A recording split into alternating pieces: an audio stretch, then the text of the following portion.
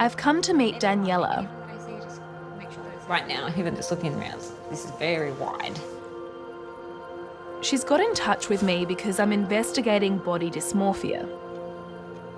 Like, honestly, I just hate what I see. Like, I just can't stand it. This clearly isn't about vanity. The way that she looks at her body is crippling her life.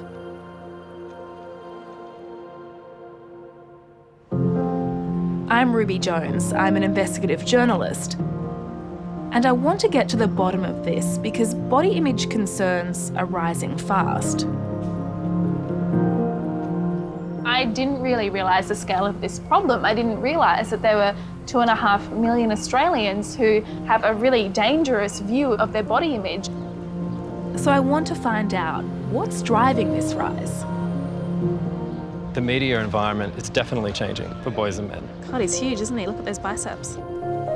Who does it affect? Is this really one of the fastest growing plastic surgery procedures? Fastest growing in the world for several years in a row. And I'll discover an extraordinary breakthrough that offers hope. What we've got on the screen now is when you were looking at your face. So Daniela, what's it like for you to see these results? I feel like maybe I don't, or I don't see what you see. If I've got it, then some other people must have it, and hopefully if this therapy works, then we can all work together and, you know, living a happier life. It's really emotional. Really, really grateful for you guys. I am. Like, this is why we do. This is why we do this.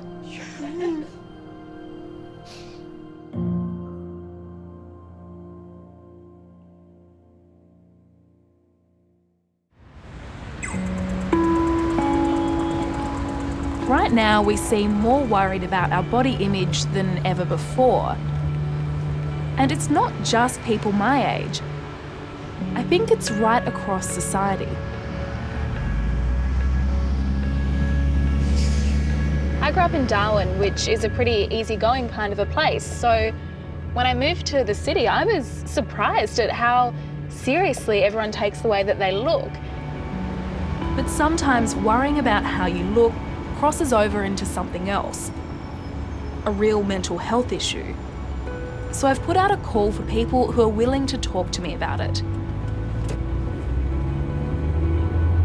I'm heading out of the city to the central coast of New South Wales to meet a guy called Josh. Josh is 25 and works as a personal trainer. He's told me he has a problem with his reflection. So what does he see when he looks in the mirror? So what's it like for you to stand in front of a mirror and take a look at your body? Yeah, I really don't enjoy standing in front of a mirror. I get quite nervous. My palms are sweating already, and yeah, I'm quite uncomfortable.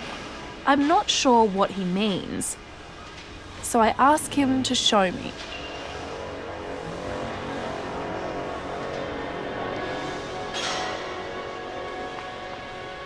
He seems like a fit guy who obviously works out. Can you tell me the thoughts that are going through your mind when you look at yourself in the mirror like this? First thing I want to do is put my shirt back on.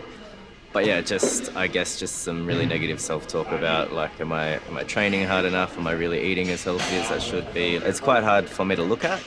I can see just looking at it now that my left shoulder is slightly wider than my right shoulder. See, I can't see that at all. I can see just kind of by looking at Right. left side chest, it's higher than the right side of chest, and then obviously there's a bit of weight here on my hips that I'm not too happy with. So you think there's weight on your hips? Yeah, definitely. I think like the condition here, looking in the mirror, I'm not what I would consider like a shredded or muscular guy. I'm really not comfortable looking at this and not happy with what I see looking back at me in the mirror. So. Do you think that what you see looking in the mirror is an accurate representation of what's actually there? I think so, because I can't see it any other way, to be honest. Yeah. It's not an accurate representation of, to me, how much work I've put into this. But yeah, I can't physically see how other people see me, so to me that's the only me that I know. I didn't really realise the depth of that feeling that he had about his body. I wasn't expecting him to be that uncomfortable. But Josh obviously wanted to be really open about where he was at, and I really felt for him.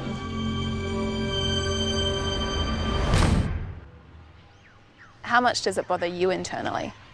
I definitely have days where it'll be a good 6 or 7 out of 10 stress-wise, and then that affects me and my mood for a good 24, 48 hours, sometimes weeks. Whereas I see for some people, it's like a constant 10.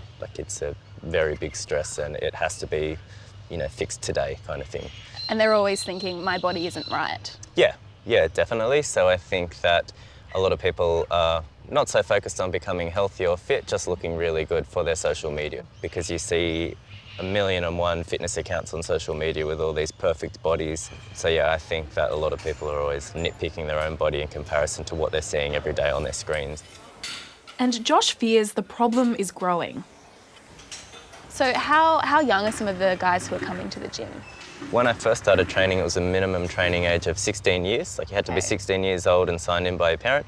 Now we have 9-year-olds walking into the gym. Now they will be in gym classes, but as in terms of people training on their own, you'll see 11, 12 or 13-year-olds. And I don't think that's necessarily the healthiest thing, because then you see all these bigger people, you see all the mirrors, you see all the weights, you see people lifting more than you, so then you start that chase from a younger age. So unfortunately, that's the way that the world is going. This has been my first insight into what it's like to have a body image concern. A fixation on an imperfection or an imagined ugliness.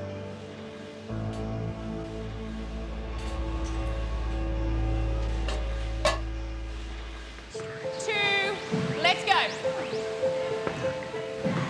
Strong ladies, loving it. But body image disorders come in a bunch of different forms. You're on in 5. Take a big deep breath, get your heart rate down. I'm starting to understand how varied these can be 2, 1. and the impacts they can have on people's lives. Let's go. Nice work, Shah. And rest.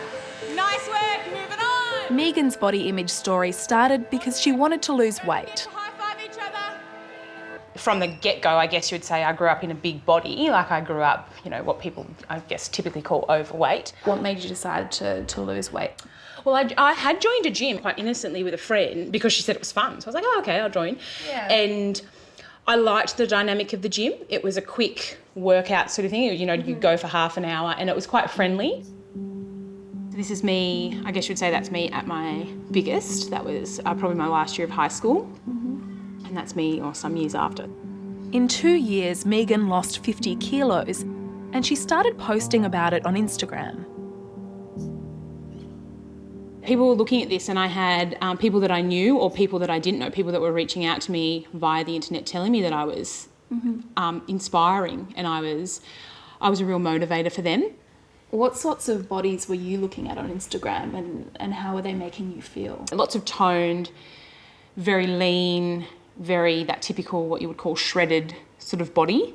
Yeah. I was certainly trying to do all methods of training to look like that. So, yeah. But did you feel like you should have that body? Oh, absolutely. I thought it made me a better person. Megan's focus on her body image started to become the most important thing in her life. I was exercising every day, but then I started to run and I started to be able to tackle that 5K distance, and then that wasn't enough, so I started to train for 10K events, and then before I know it, I'd trained for a marathon, and then I was training for more marathons. So I was going to the gym, but then also running training on top of that. So it sounds like it was quite addictive, like you'd get to 5Ks and then 10Ks and you want more. Always moving the goalposts on myself. The exercise fixation began to spiral into something else. There was a point where the obsession tipped over and I started to notice that I was always thinking about food, whether I was doing the right thing, whether I was doing enough, whether what I had eaten had turned me unhealthy again and all this kind of... What do you mean by that, what I'd eaten had turned me unhealthy? Yeah, I just got to this point where I was so focused on health that had I had one meal or one snack or something that I wouldn't have regularly eaten, I would just have this wave of anxiety that would send me backwards and I guess, put the weight back on. I was really, really fearful of waking up one day and then realising, oh, hang on, I've put all my weight back on. Megan's anxieties about her body began to overwhelm her, and her diet evolved into a series of really strict rules. I was caught up in that idea of clean eating. For me, I had made the decision that anything that was processed or in packets was to be completely avoided. And it's almost impossible. There were so many decisions to make, and making a decision when all you can hear is right, wrong, healthy, unhealthy, guilty, what good food is and what bad food is. It was just terrifying. It was really overwhelming. It was almost like the actual food on the shelf was talking to me, telling me all of its pros and all of its cons, and then the next thing I would need to go and buy was another voice in my head. There was one time trying to buy a piece of steak, and the idea of trying to buy a certain size of steak or a certain weight of steak, the decision got so overwhelming that I remember just sort of blanking out, dropping my basket and just staring for what was about 40 minutes. Just 40 minutes. I knew my relationship with food's gone beyond anything that I could deal with myself. I needed help from there. Megan consulted several doctors, but many of them praised her for losing weight and told her to keep running and dieting. Still obsessing about her ideal body image, physical symptoms began to appear. At your worst point, what were the symptoms? Well, physically speaking, lots of pins and needles all the time. I had really little sensation in my hands, especially in my feet. I was cold all the time, very tired. I was always exhausted, and my hair had fallen out. And at the height of it, I had missing menstrual cycle. My menstrual cycle had gone for about 3 years. It was gone. Yeah. So did you eventually get diagnosed with something? Eventually I started working with a therapist. She admitted that she had never really spoken with a patient or a client that had come to her with these kinds of thoughts and obsessions and behaviours before. Yeah. And she did a lot of research on her part, and we realised that I was living with orthorexia, or I was dealing with orthorexia. And what does that mean? Basically just that, this really unhealthy obsession with health. Today, Megan feels much more in control of her health and has recently had a baby. I'm starting to see that a lot of people with body image concerns share this obsessive fixation on their bodies. It is so interesting that a person can look like the epitome of health. They can look like the best version of themselves, the most healthy, the most toned, the most fit version of themselves, the type of person that can run marathons and lift weights, but it's all surface. You know, on the inside they're obsessive and that they're unhealthy and they're miserable. And I mean, Megan's hair was falling out. She was going numb in her fingers and toes. She was cold all the time. She was tired all the time. Her periods had stopped. You know, there were so many red flags there about really bad physical and mental health, but she looked great.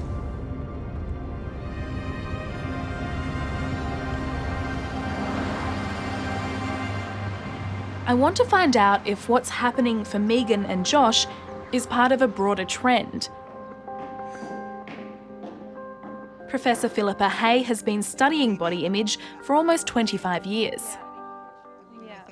So I've been speaking to people who seem to have quite serious body image related problems, and I'm wondering if that's something that you're seeing more and more of. Yes, indeed. Some of our research, Ruby, has been finding that's increased tenfold or more in the past decade in Australians. Tenfold, so it's 10 times worse than it used to be. Absolutely, yes. And now Wow. around perhaps 10% of Australians self-define themselves as the most important thing to them is their body image or their body shape and weight. A muscular shape, a very thin shape, that's how they define themselves. And that is more important to them than anything else in their life. So more important to them than losing a job or going to something that's really important in their lives, like a wedding, for example, or a birthday party. Who's at risk of overvaluing their body image, of getting to the point where that's the most important thing for them? Well, we're all at risk because in our society we have a positive regard for certain types of bodies and body image, so that increases everybody's risk. So 10% of Australians have this problem. That's 2.5 million people. Yes, it's a lot of people, and those people we would say are at high risk of having an eating disorder or have a full eating disorder or other body image disorder like muscle dysmorphic disorder. So things seem to be moving so fast in this space. Are we all just sort of playing catch up here to try and help these people? Sure. Where we've got the big catch-up to play is more generally in the area of the clinic, because in the clinic, those disorders are not well recognised. They're not well recognised in our manual, such as the DSM, which is our manual for how we diagnose disorders. In fact, orthorexia is not even in the DSM, for example. So it is a major treatment problem, major treatment gap we have. Recognition of emerging disorders, like Megan's orthorexia, is important because acceptance in the clinical manual can lead to funding for research into treatments.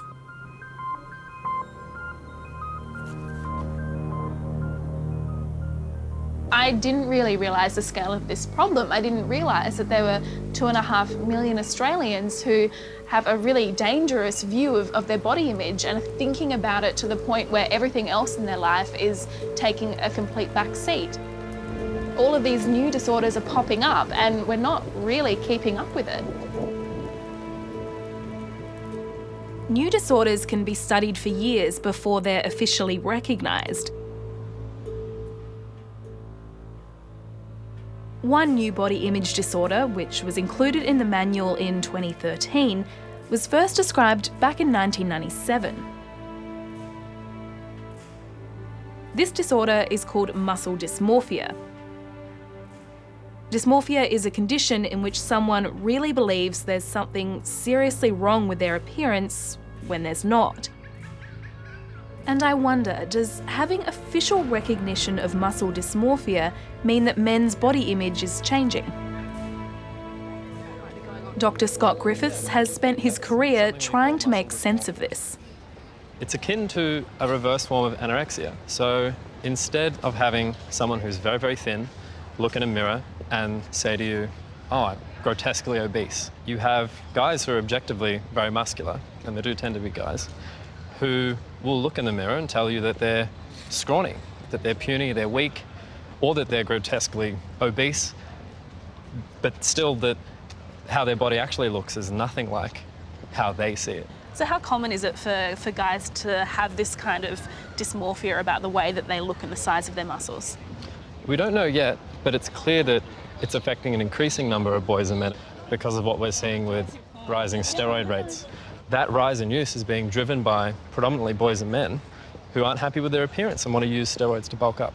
So do you have any idea what's causing this rise in muscle dysmorphia? We have a few ideas. The media environment is definitely changing for boys and men. Research is clear now that if you look at portrayals of men in the media, say magazines, on TV, video games, they're getting more and more muscular and lower in body fat. They look less and less like what the average boy or man looks like. This is what I'm talking about. This is Luke Skywalker from the original release of the Star Wars film. And the figurine looks almost exactly like Mark Hamill. There's no discernible levels of muscle mass. He's not weirdly proportioned. He looks pretty similar to the character that he portrayed. Now, this is from the 1990s re-release of the trilogy. He has gotten bigger.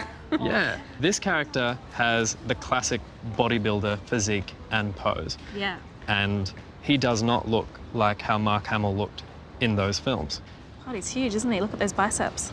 Yeah. And it's not the case that you look at this figurine and then you develop muscle dysmorphia. Yeah. Star Wars is not responsible for the existence of this disorder. But in the same way that Barbie dolls over generations encouraged women and girls to think that they have to be massively thin in order to have worth, then boys will think similar. They will come to think that they have to be, disproportionately muscular in order to have worth. And that's where disorders like muscle dysmorphia can develop. Guys with muscle dysmorphia often don't see their bodies the way other people see them. When I dug deeper into muscle dysmorphia, I discovered that some of the men who develop it had also been bullied when they were kids.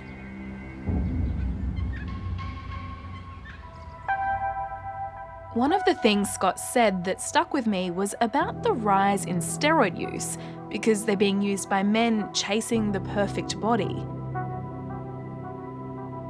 I really want to find out more about it, so I've come to meet gym owner Fatty. That's about 15 kilos ago. Yeah. So it's almost another person. So were you competing at that point? I did it at that point. I hadn't competed, and that was probably part of my muscle dysmorphia because actually in my mind I never thought I was good enough. You didn't think that you were big enough to enter? No, I didn't. I actually didn't. I don't think I was ever good enough. I'm just trying to wrap my head around the fact that I've seen the photos of you and I've seen how you looked. Yeah. Right? Yeah. And so when you look at them now, I mean, you look huge, right? It still gets me till now. I'm like, geez, you know, that was me. But you didn't think that you were big then? Absolutely not. Yeah. No. Blows me away that I even took it that far. Yeah. How far did you take it?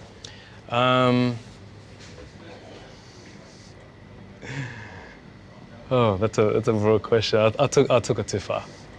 And what started with, just a little bit of experimentation ends up being a whole sort of chemistry mix inside that you're taking. And it grew from there. At the height of it all, when you were taking the steroids and you were working out a lot, how was your self-esteem? Not so good because I didn't think I was, good enough. And if I was going to be judged on how I looked or my body, then I had to be perfect. Everything had to be perfect. Yeah, and you said that's why you didn't compete. I didn't. I just, I'd put in all the hard work. I'd do everything, look in the mirror and go, nah, it's not good enough. It's not good enough. No matter how big he got, Fatty never felt perfect.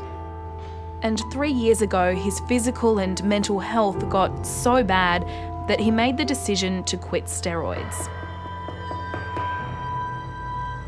How hard was it to get to the point where you could look in the mirror and feel happy with how you looked?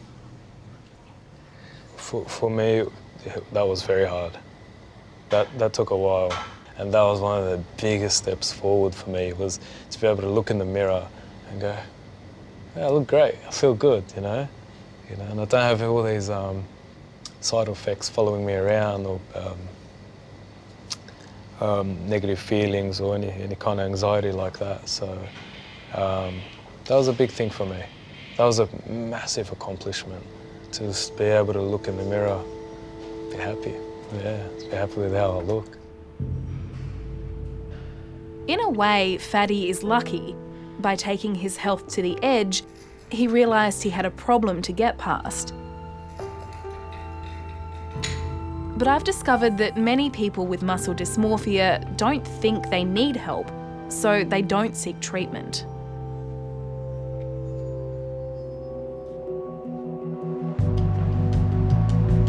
A number of researchers in Australia are trying to understand the different aspects of body image disorders. Professor Susan Rossell and her team at Swinburne University are investigating something called body dysmorphic disorder, where you obsess over a physical flaw that other people can't see. Imagine you have a pimple on your nose, okay? And you're a teenager and you have this pimple on your nose, and every time you walk past a reflective surface, the pimple just seems to become bigger to you, and you can become more and more focused on it, and you might spend longer and longer looking at it than you would normally look in the mirror. That's what it's like for people with BDD. They just become over visually focused on their part of their body. So what we've been using to study this scientifically is a technology referred to as eye tracking technology, and it's basically a camera that just monitors what your eyes are doing. They're using this technique to try and understand if people with BDD look at faces and bodies differently to the way that most of us do. So Ruby, this is our eye tracking setup that we've been using. I'm going to get you to put your head in the chin rest, and we'll be showing you some photographs on the screen. Okay. An infrared camera tracks my eye movements while I look at different faces, including my own. I'm supposed to be guessing their emotions. Sad, happy, angry, disgusted. What I could see today from you running this exercise is a really nice, typical, healthy pattern of looking at people's faces. What healthy people tend to do is firstly look across our eyes and then down to our mouth. And the reason we do that is our eyes and our mouth are very revealing in terms of the muscle movements and in terms of expression, especially emotional expressions. Russell's team discovered that while most of us see and read faces and emotions in a certain way, people with BDD find it really challenging to do that. So how do they see? This is a BDD pattern. So you can see that this is very different from the triangle pattern that healthy people show. And it doesn't matter what kind of image we bring up or what kind of tracking, it's always very random. So why are their eyes going all over the place? They don't like looking at the salient features, and it's almost they don't know that looking at the salient features will enable them to give a quick and reliable answer. And they do this with all the kinds of images that they look at. It's not just faces. They don't pick up on the important features to actually give them information about how to make a decision. So why are people with body dysmorphic disorder like that? We think they might be genetically predisposed to have an overactive visual system, which then is triggered by environmental reactions to things. What it means for them is they develop their symptoms of BDD, which include their symptom of disgust for a particular body part. And the other thing that seems to happen with our people with BDD is they become very socially anxious because they know that they do this when they go out there in the environment. They find things very confusing. A lot of the people that we see become very socially isolated because they don't want to go out and they don't want to experience this stressful environment. And they also then, because of their beliefs about their body, don't want people looking at them. So for people with BDD, their overactive visual system can spiral into a problem where they struggle to read faces, become obsessed with their imagined flaws, and eventually become socially isolated. One of the most respected researchers in this field is psychiatrist Professor David Castle from the University of Melbourne. He specialises in the complex link between body and mind. I want to know from him what can happen to people who have this disorder. So what percentage of people in the population have BDD? Look, the estimates of around 1 to 2%, so that's actually quite high. Of course, there's a spectrum. So, most people have some body image issues, but when you see full-on true body dysmorphic disorder, there's no mistaking it. And about half of the people we see with body dysmorphic disorder are delusional because they have this absolute belief that they are ugly, male shape, and people with BDD misinterpret how people are responding to them. And they will generally judge other people's emotions towards them as harsh, judgmental, angry. So they think people are judging them or are angry at them even when they're not at all? Absolutely. The important thing is a lot of people don't seek help because they're embarrassed or they don't see it as something which can be helped. They're more likely to go to cosmetic surgeons, for example. Maybe up to 15% of their people seeking cosmetic procedures have body dysmorphic disorder. So 15% of people sitting in a waiting room to get some sort of cosmetic surgery could have some form or a serious form of BDD. Absolutely. So they go and try and get cosmetic surgery to fix this thing that they think is wrong. Absolutely. And if the surgeons don't pick it up and go ahead with certain treatments, it might actually be detrimental. How so? Well, people get into a spiral of repeated procedures. Or it's even been described that people will do their own procedures.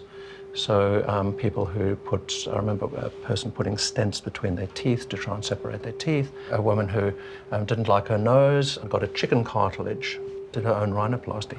There's a case in the literature of people doing their own facelift with a staple gun. I remember giving a talk once and a lady got up in the audience and said, oh, my husband was a cosmetic surgeon and he had a patient he did a rhinoplasty, nice cosmetic outcome. She wasn't happy, came back, redid it. She wasn't happy again, said, look, you need to go and see somebody else because, you know, I need another opinion. She came back with a gun and shot him. Wow. Obviously, the vast majority of people with BDD are not going to perpetrate a crime, but it just, again, shows the intensity of the belief, the intensity of the distress. And there's an imperative for us to offer these people appropriate help. I'm a bit shocked by what I've found out today, that this condition at its worst, its most obsessive and compulsive, can really overwhelm people's lives with terrible consequences. I was pretty surprised when David Castle told me that up to 15% of people wanting plastic surgery could have body dysmorphic disorder. So I want to understand a bit more about this dynamic and how surgeons deal with it. I've come to Perth to meet Dr. Jason Oates, who's seeing more and more people wanting surgery. Haven't you ever had your hair done, and new shoes or jacket, and you walk into a crowd and you're feeling confident? And that's what cosmetic surgery does, but does it to their body? Does it take away the deep inner doubts and stuff? No, but it gives them a way of presenting themselves to feel more comfortable and confident. Okay, so if it's like someone who has a problem, say, with their nose, but they're really, really concerned about it and their nose is just a normal nose, that would raise flags? It definitely raises flags, and then it starts getting into the more subtleties and the difficulty of choosing who to have surgery on. Okay. If you were willing to do that surgery on somebody who had less concern, do you do it or not do it on somebody who's got lots of concern? It gets more difficult. If you took out everybody who has any kind of personal issue who was coming to you for cosmetic surgery, you'd have no patients left. Okay. Are we ready to go? It's tricky. Any client Jason might turn away because of a body image problem could just head to the next clinic. Cosmetic surgery has been sort of likened to psychological surgery for a long time. I do a lot of work and research with psychologists, and they would much rather people go and speak to them and get a better feel for their body and just accept what they've got. And when I suggest that to patients, they say, yeah, that's fine, but I really want to just have the surgery.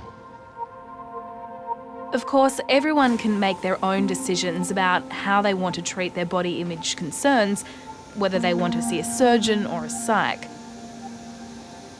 I'm starting to wonder if this could ever be the answer for people with body dysmorphia, because figures suggest that they feel the same or even worse after surgery.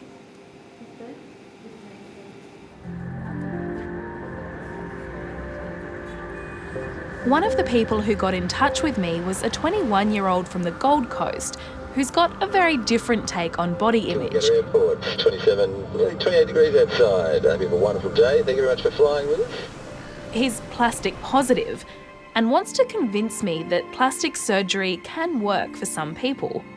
I want to understand what that means. So I guess you're not going for like a natural kind of look, right? Well, I guess it's obviously an enhanced look, but I don't think I've gone over the top or too far. Mm-hmm. I've seen definitely people do worse. Everyone does it nowadays, and it's like going to get a haircut. It's just part of maintenance, getting fillers and Botox. Mm. And so can you show me where else you've had fillers and where else you've had Botox? So cheek fillers, chin fillers, jaw fillers, under eye fillers, lip fillers, and then fat dissolving under the chin. It's probably a little bit swollen still. And that's about it. Mm-hmm. And then Botox was to the forehead, frown, crow's feet, chin dimples, bunny lines, the corners of the mouth here, and upper lip. Okay. And it just seems like quite a lot of things. Yeah, it does, but yeah, I don't know, it is all preventative and makes me feel better about myself, so yeah. And so how do you feel about your face now when you look in the mirror? Yeah, I'm pretty happy with it at the moment.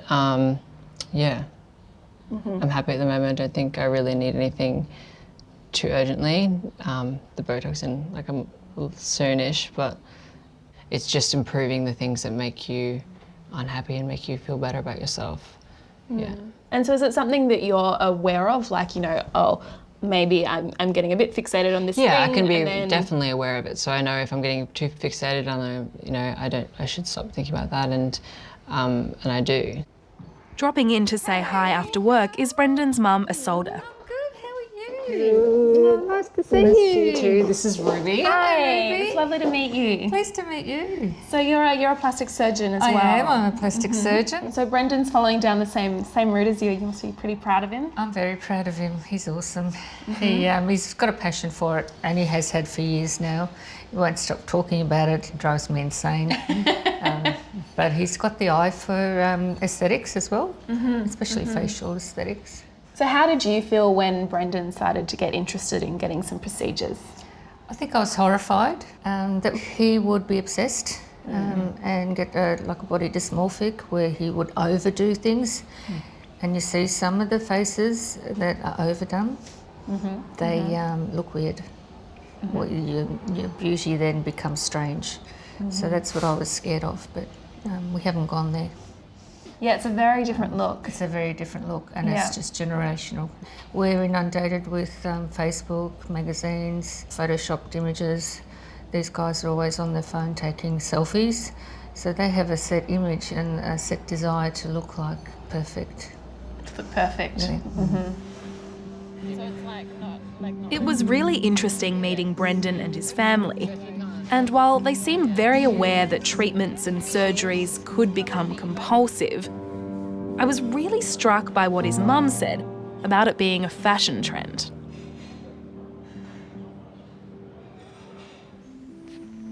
Okay, yeah.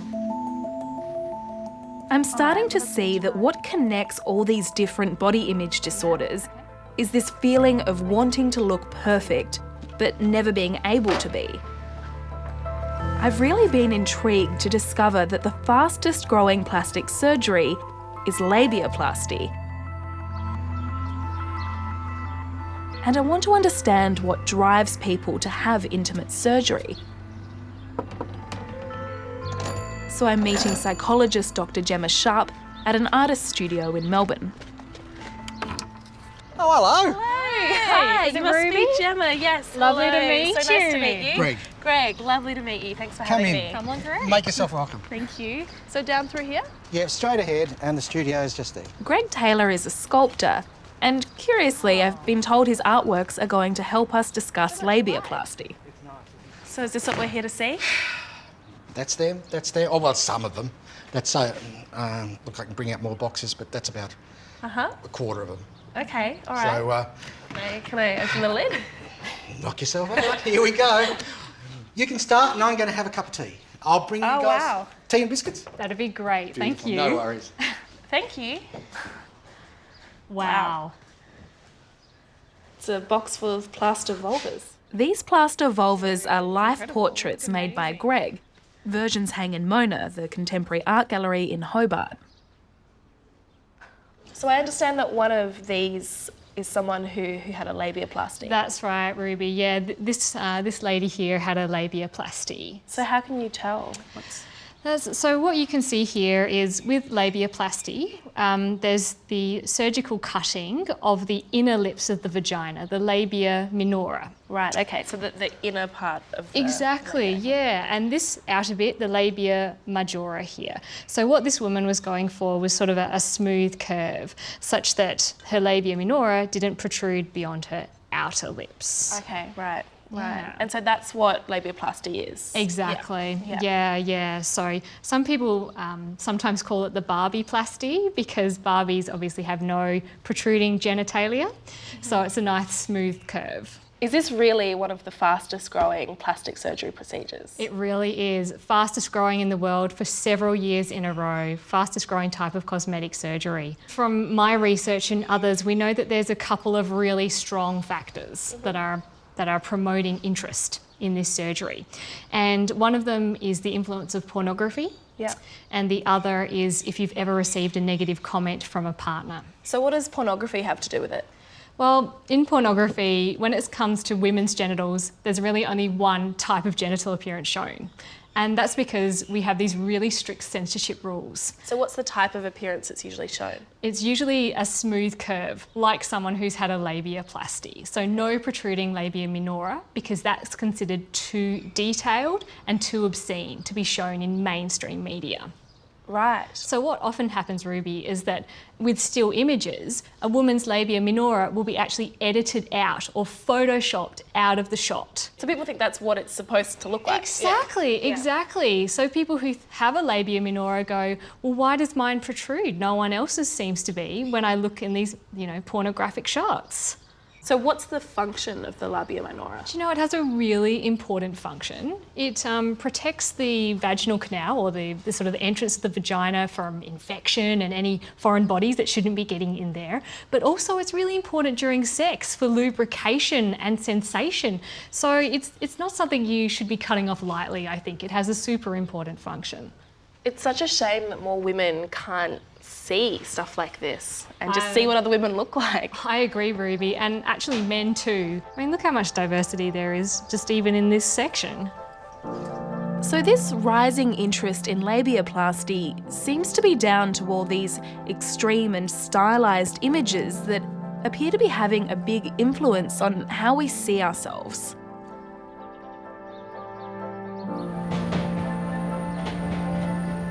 I'm meeting someone who works in the adult film industry. So her body and the way she looks is crucial to her work. Jessie got in touch with me to talk about her dozen or more cosmetic and surgical procedures, including labiaplasty. So tell me about your decision to have a labiaplasty. My labia, it was bigger. I would say it extended probably 4 to 5 centimetres out of my body. Mm-hmm. And at the moment, the labia minora is just level with my outer. Okay, so how did you know that it was different? So I'm turning 34 this year. So when I was 18, 17 and, Playboy was still big, and like magazines as well, and they would airbrush vaginas into that perfect pink vagina. So from that as well, I was like, wow, so I don't look anything like that, what's in this magazine, which they're holding as the ideal. And then even when, I had a sexual experience around when I was 17 with a boyfriend who was like, oh, I can tell you've had a lot of sex, and I hadn't, but by this, how I can tell is by this. And he's motioning to my labia, I didn't say anything. I was like, oh, okay. And knowing that I hadn't, had a lot of sexual experience. Yeah, that's pretty full on. Even when I was stripping and I did do stage shows and stuff, every single time when I took off my underwear, and I did that for 5 years, I would always kind of brace myself in case someone said something. And so after the labiaplasty surgery, you were happy with the results? You liked what had happened? Yeah, sometimes there's time, because I still have that labia, and I'll see the pornographic images of girls with basically no labia, and it's just so pink and almost Barbie-like, do you know what I mean? And it's, again, you still have that feeling, I'm not like that, and here's this image which is the ideal. But yeah, I feel like I was insecure about my boobs, while I was a teenager, and I went off and did breast implants, and I noticed that my insecurities about my body, they just went to something else, like my nose. Oh, my nose is too big. And then I was insecure about that. So I feel like if you don't have stable self-esteem or you have body image issues, you can go off and have your labiaplasty or your breast implants, but it's not fixing the core problem, if those issues are within. I think Jessie shows a lot of insight into body image. It's not really about your body, it's about how you think.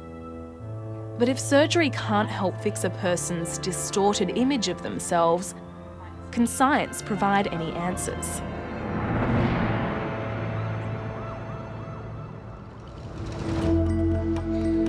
When it comes to body dysmorphic disorder, conventional treatments used for other mental health disorders may not be completely effective. But now research by Professor Susan Rossell at Swinburne University is leading to a new understanding of the complex neurobiology of BDD, and that insight is offering the hope of effective treatments. So does doing research like this help lead towards any sort of treatment for BDD? Absolutely, and this is one of the reasons why we've been doing this research. There are two main treatments that we've been investigating. First of them is with oxytocin. Oxytocin is a hormone that we produce in our bodies naturally, but we use it a lot in communication and social environments. We suspect that people with BDD might have low oxytocin, and indeed, latest research shows exactly that. When we gave patients with BDD oxytocin, it actually returned their brain imaging to normal, to a typical pattern. Wow, so we really? saw, yeah, absolutely. So it dampened down the visual system, it dampened down these intrusive thoughts and this frontal activity, and increased their limbic system activity. It was fabulous results. We're really looking forward to doing some more intensive studies with that data. This pilot study shows that oxytocin could offer hope to those with BDD by improving the way the brain's emotional centre, the amygdala, connects with the other parts of the brain. And the lab is also developing a therapy based on neuroplasticity.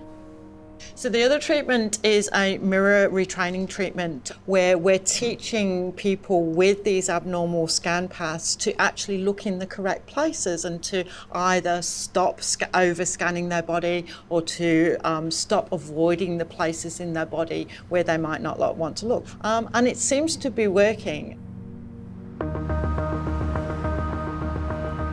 New and emerging treatments could make a huge difference for people with BDD. But treatment can only come after diagnosis, and people with BDD often don't even know they have it. I've been contacted by Daniela. A few years ago, she recovered from anorexia, but now she's scared she might have BDD, because the two body image disorders can be related. Talk me through what it's like to look in the mirror. Don't particularly like it, sort of tend to steer away from it, but you know, when I look in the mirror, I look at everything about my body, and I think more so my legs. Right now, even just looking in the mirror, this is very wide. It's wide, but you know, it's okay. I have to think it's fine. Like everyone's legs are wider when they sit down and big and whatnot, but yeah, I focus on that. On a bad day, it's, you know, or a bad week, it'll be every day I just like, oh God, wow, I look awful. I sort of try and keep it to myself. I never really show anyone it because I'm so ashamed of feeling this way. It's really hard. Like even just sitting next to you now, it's like, you're beautiful and tiny, and then I feel like a little elephant next to you. That's how it sort of makes me feel. Yeah. Yeah. That's hard. I mean, what is the impact of all of that on you? Tiring, really tiring. I sort of wish that I didn't have it, so I could just live a normal life with friends and just enjoy life itself. Sorry. Something like this that consumes my mind so much is so difficult. It's just constantly there. And I wish I believed what people would say to me, like, oh, you look beautiful, and you know, you're stunning. And I was like, oh, like, honestly, I just hate what I see. Like, I just can't stand it. And I just wish I believed other people.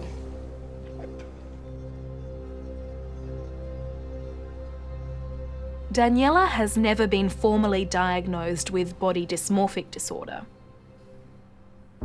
So she's agreed to come to Professor Rossell's lab to be tested. So for this task, you'll be shown a series of faces, different pictures of human bodies, As well as tracking the way Daniela's eyes move as she looks at faces and bodies, including her own, they measure the levels of activity in her brain as she tries to identify and match faces that show the same emotion. Okay, Daniela, we're all finished. We're coming to get you out. This test is designed to reveal whether Daniela has a distorted perception of facial expressions, a key sign that she might have BDD. And the results confirm her suspicions. What we're looking at here is the side profile of your brain. Compared to a healthy person, you are seeing a lot more activity here in the back of the brain, in the visual cortex.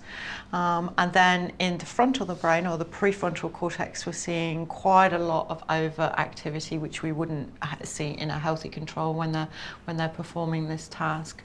So you would be showing a fairly typical pattern to a person with body dysmorphia. Interesting. What's it like for you to see these patterns show up? Yeah, interesting. Honestly, felt like maybe I don't have it. I don't have BDD. I don't have this. I'm a normal person. I see things normally in the mirror. I mean, everyone must, have a fixation on something. I can't be that not normal. But seeing this, it's a bit hard for me to process. But I guess, we'll get somewhere from this. Yeah, it's validating your experience, isn't it?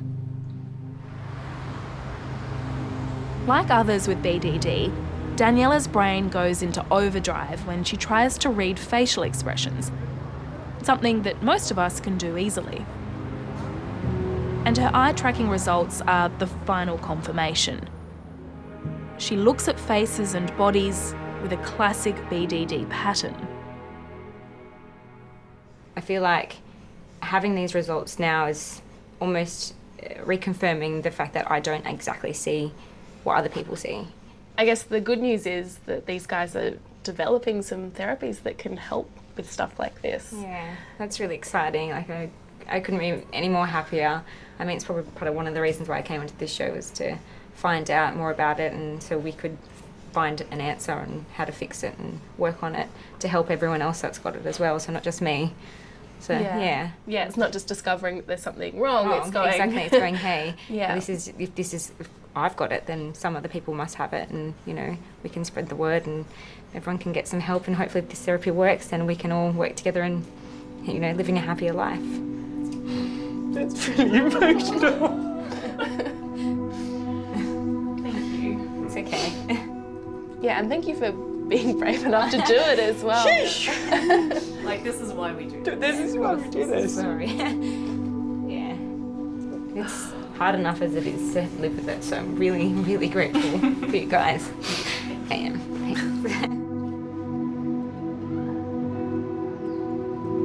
What I'm realising is that it's actually an incredibly serious problem, and being here on, I guess, the cutting edge of this kind of research is showing me that people's brains are working differently, the way that they see things is different, and once you can identify that there's actually this sort of delusion happening, there are things that can be done to treat it and to help people like Daniela.